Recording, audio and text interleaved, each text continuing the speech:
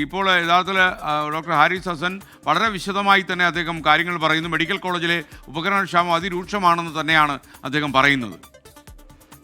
SKN വളരെ ഗുരുതരമായ ആരോപണമാണ് തിരുവനന്തപുരം ഗവൺമെന്റ് മെഡിക്കൽ കോളേജിലെ യൂറോളജി വിഭാഗം മേധാവി ഡോക്ടർ ഹാരിസ് ഹസൻ ഉന്നയിച്ചിരിക്കുന്നത്. മാത്രമല്ല ഇത്തരം അസാധാരണമായ ഒരു ആരോപണം എന്നുകൂടി പറയാം. കാരണം ഈ നിലയിലുള്ള ഗുരുതരമായ ആരോപണം ആരും സർവീസിലിരിക്കെ വെട്ടിത്തുറന്ന് പറഞ്ഞിട്ടില്ല. തനിക്ക് സഹികെട്ടാണ് ഈ നിലയിലുള്ള ആരോപണം ഉന്നയിക്കുന്നത് എന്നാണ് ഡോക്ടർ ഹാരിസ് ഹസൻ വ്യക്തമാക്കിയിരിക്കുന്നത്. പലതവണ നടന്ന് ചെരുപ്പുകൾ തേഞ്ഞു, അങ്ങനെ മടുത്തിട്ടാണ് ഈ നിലയിൽ ആരോപണം ഉന്നയിക്കാൻ ഫേസ്ബുക്കിലൂടെ അത്തരം ആരോപണങ്ങൾ ഉന്നയിക്കേണ്ടി വന്നത് എന്ന കാര്യവും ഡോക്ടർ ഹാരിസ് ഹസൻ പറയുന്നുണ്ട്. ഇക്കാര്യത്തിൽ മന്ത്രിയുടെ അടുത്തേക്ക് കാര്യങ്ങൾ ഒരുപക്ഷെ എത്തിയിട്ടുണ്ടാവില്ല, ബ്യൂറോക്രസിയാണ് പ്രധാനപ്പെട്ട തടസ്സമായി നിൽക്കുന്നത് എന്ന കാര്യവും ഡോക്ടർ ഹാരിസ് ഹസൻ പറയുന്നുണ്ട്. കഴിഞ്ഞ ഒരു വർഷം മാത്രം 58,000 രോഗികളെയാണ് യൂറോളജി ഡിപ്പാർട്ട്മെൻറ്റ് പരിശോധിക്കേണ്ടി വന്നതും ചികിത്സിക്കേണ്ടി വന്നതുമൊക്കെ.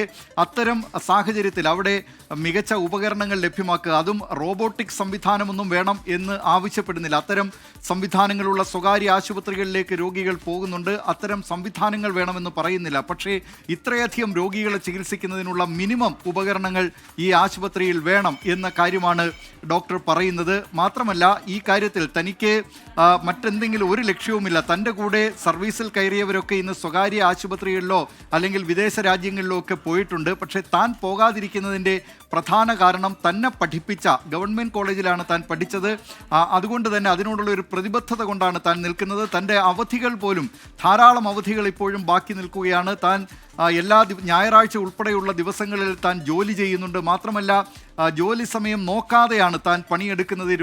സാധാരണക്കാരായ രോഗികളുടെ ആശ്രയ കേന്ദ്രമാണ് ഈ സർക്കാർ ആശുപത്രി എന്നുള്ളത് കൊണ്ട് തന്നെ വൈകിട്ട് 6 മണി കഴിഞ്ഞും പല തരത്തിൽ, അതും ഈ ഡോക്ടർ എന്നുള്ള ജോലി മാത്രമല്ല, തനിക്ക് ഉത്തരവാദിത്വമുള്ള അഡ്മിനിസ്ട്രേറ്റീവ് പരമായിട്ടുള്ള ജോലികൾ ചെയ്യേണ്ടതുണ്ട്, മെഡിക്കൽ കോളേജ് വിദ്യാർത്ഥികളെ പഠിപ്പിക്കേണ്ടതുണ്ട്, അങ്ങനെയൊക്കെയുള്ള എല്ലാ ജോലികളും താൻ ചെയ്യുന്നുണ്ട്. താൻ ഇപ്പോഴും ഒരു ചെറിയ വീട്ടിൽ കഴിയുന്നത് ആരുടെയും കമ്മീഷൻ വാങ്ങാത്തത് കൊണ്ടാണ് എന്ന കാര്യവും ഡോക്ടർ ഹാരിസ് ഹസൻ പറയുന്നുണ്ട്. അങ്ങനെ ഡോക്ടർ ഹാരിസ് ഹസൻ ആത്മാർത്ഥതയുള്ള ഒരു ഡോക്ടർ എന്ന് പലരും സഹപ്രവർത്തകർ തന്നെ പറയുന്നുണ്ട്. അദ്ദേഹത്തിൻ്റെ ആത്മാർത്ഥതയിൽ ഒട്ടും സംശയമില്ല എന്ന കാര്യം. അങ്ങനെ ആത്മാർത്ഥതയുള്ള, സാധാരണക്കാർക്ക് മെച്ചപ്പെട്ട ചികിത്സ ലഭ്യമാക്കണം എന്ന് ആഗ്രഹിക്കുന്ന, തീവ്രമായ ആഗ്രഹമുള്ള ഡോക്ടറാണ്. തൻ്റെ നിസ്സഹായാവസ്ഥ, ആശുപത്രിക്ക് വേണ്ട ഉപകരണങ്ങൾ, അവിടെ ശസ്ത്രക്രിയാ ഉപകരണങ്ങൾ വാങ്ങാൻ വരുന്ന രോഗികളിൽ നിന്ന് പലപ്പോഴും 3,000-ഉം 5,000-ഉം രൂപയൊക്കെ ആശുപത്രി വികസന സമിതിക്ക് വാങ്ങിക്കൊടുക്കേണ്ട അവസ്ഥ തനിക്കുണ്ടായിട്ടുണ്ടെന്ന് നിസ്സഹായനായി ഒരു ഡോക്ടർ, സർക്കാർ സർവീസിലുള്ള യൂറോളജി വിഭാഗത്തിൻ്റെ തലവൻ അദ്ദേഹം പറയുകയാണ്. ഏതായാലും ഇക്കാര്യത്തിൽ ആരോഗ്യവകുപ്പൊക്കെ ആ നിലയിൽ അദ്ദേഹം പ്രതികരിച്ചിട്ടുള്ള കാര്യം, പറഞ്ഞിട്ടുള്ള കാര്യം കേരള സമൂഹത്തിന് മുന്നിലുണ്ട്. അതുകൊണ്ട് അദ്ദേഹത്തോട് പ്രതികാരപരമായ ഒരു സമീപനം സ്വീകരിക്കാതെ അദ്ദേഹം ഉന്നയിച്ചിട്ടുള്ള പ്രശ്നങ്ങൾക്ക് പരിഹാരം കാണും എന്ന് പ്രതീക്ഷിക്കാം. SKN. Okay, thank you. B Dileep കുമാറാണ് വിവരങ്ങൾ നൽകിയത്. എന്തായാലും ഈ ഡോക്ടറുടെ ഈ ആരോപണങ്ങൾ വരുന്ന മണിക്കൂറുകളിൽ കൂടുതൽ ചർച്ചയാകുമെന്ന കാര്യത്തിൽ സംശയമില്ല.